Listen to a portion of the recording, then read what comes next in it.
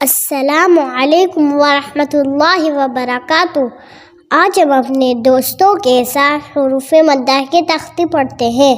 حروف مدہ 3 ہیں: الف، واو، یا۔ الف سے پہلے زبر، یا ساکن سے پہلے زیر اور ساکن سے پہلے پیش ہو تو اس کو حروف مدہ کہتے ہیں۔ اب ہم الف مدہ پڑھ چکے ہیں، اب ہم یا مدہ پڑھیں گے۔ اور حروف مدہ کی کھینچنے کی مقدار 1 الف کے برابر ہے، جیسے حمزہ یا زیر ای، با یا زیر بی، تا یا زیر تی، سا یا زیر سی، جیم یا زیر جی، حا یا زیر حی، را خا یا زیر خی، دال یا زیر دی، زال یا زیر زی۔ جب را کے نیچے زیر آ جائے تو را کو باریک پڑھتے ہیں، جیسے را یا زیر ری، زا یا زیر زی، سین یا زیر سی۔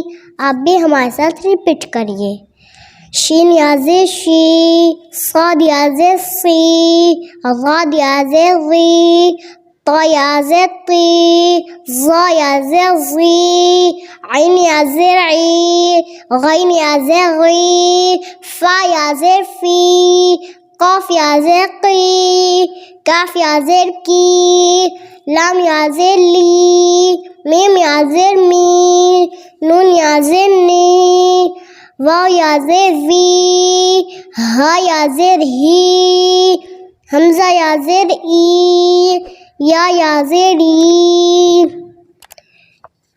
ای، بی، تی، سی، جی، حی، خی، خلی،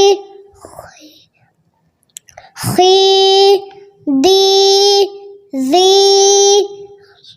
ری، زی، سی، شی، سی، غی، طی، ظی، عی، غی، فی، قی، کی، لی، می، نی، وی، ہی، ای، ی۔